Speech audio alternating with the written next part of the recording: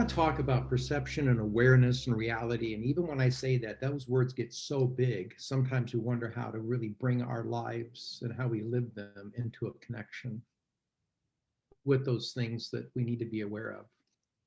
You're first aware of like your room. It's like where you have your own little world constructed. I remember the time I moved from my childhood toys that I used to make a pretend world and a make believe world come alive, like little soldiers that I'd put the voice on. Or I remember outgrowing that in my own room. And what I replaced those childhood toys with was interesting to me as I look back. I actually started to invest in like spy equipment.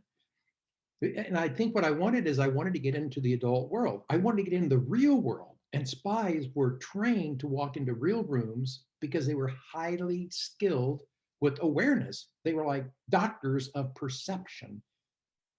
And that so called me out to the next maturity in my own life that I actually bought, the camera that's hidden in, or I bought a little lapel flower you could wear, and it had a connection to a little pump I had in my pocket so that when you leant to smell it, I could squirt you with water out through the flower. I mean, I bought this stuff. And I wanted to be an adult in that world that other people were living in, where things were true and facts were known. And here's the first thing I would say: I knew that there was so much more I could be aware of if I could just have the ability to train my awareness. Spies seem to know how to do that. But I'm telling you where this hit home for me, where it developed was years later. It was at the Grand Canyon. I went there because Terry and I, my wife, she had a lifelong childhood dream of standing at the Grand Canyon. She had heard it through the eyes and the reports of so many other people who had taken family vacations that she had this longing. And as her spouse, I wanted to fulfill that. So I planned the day. We flew to Arizona. We got the rental car. We charted our path. We got to the entrance gate and we realized there's a lot of other people that have this same childhood dream. There's a line. We bought our ticket. We looked at the map. I saw the closest parking lot to the southern rim, which I knew would have the best view for her to arrive at her childhood dream. So we made our way there through the traffic. I started seeing people and cars. I knew it'd be competitive to even find a spot in the parking lot. I best drop her at curb. I'll park and come catch her. Having locked the car, finally finding the place, I come back to find her and I realize we're just within steps, but I'd better hurry and find the best spot because there's a lot of people standing on the rim. So I move ahead of her by a few steps. I see the spot I have for us. I turn to her to say, honey, if you hurry, we can. But when I turn to her, I kind of stop what I'm about to say because she's doing something that totally grabs my awareness. She's like forming a tear in her eye. And I'm thinking, what's wrong? I walked back to her and I said, "Hon, are we okay here?" And she's like, "It's holy." I'm thinking, it's what? When I look at that moment, I realize she and I both had five senses: taste, smell, touch. I mean, we were standing in the same location. But I was thinking parking lot and hurry, and there could be a crowd, and she's saying, no, it's holy.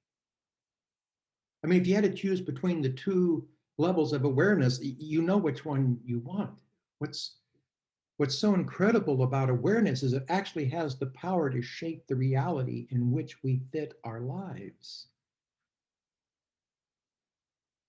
And I've used that moment from that time to actually stand on the interior rim of my own life and to take a look across my own years and to say, Barry, do you see holy or do you just see goals yet to be accomplished? Do you see your own life with an awareness that there's goodness here? Or is everything a delayed satisfaction?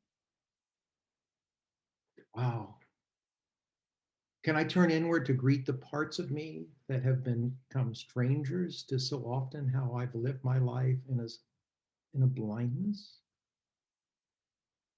I'm seeing that awareness is actually about knowing who you are and learning how to see who others are.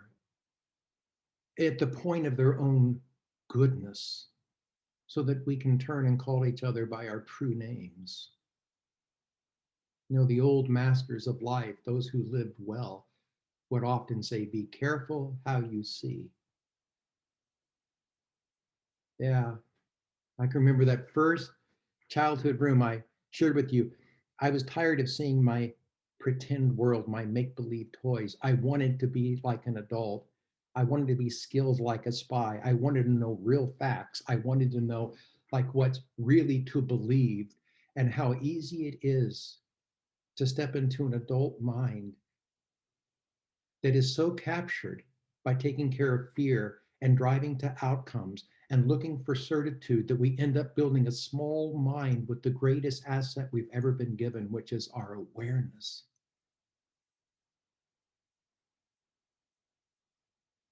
It's possible to handle and navigate parking lots and miss the grandness of the canyon before you. So, like, what to do? Well, the first thing is just hit pause, stop where you are,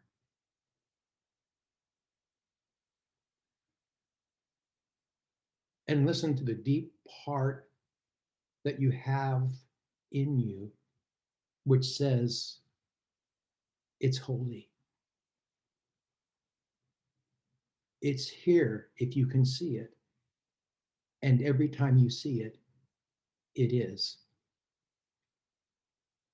Wow, that's what awareness and perception and reality is about. I mean, where did we just travel in these last few moments? There's so much more to be aware of. And whatever I'm aware of shapes the reality in which I fit my life.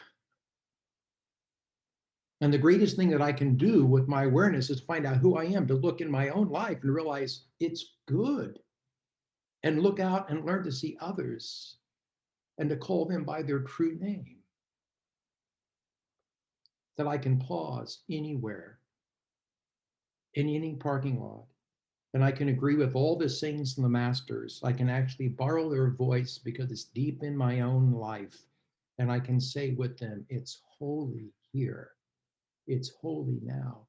And every time I do, so it is.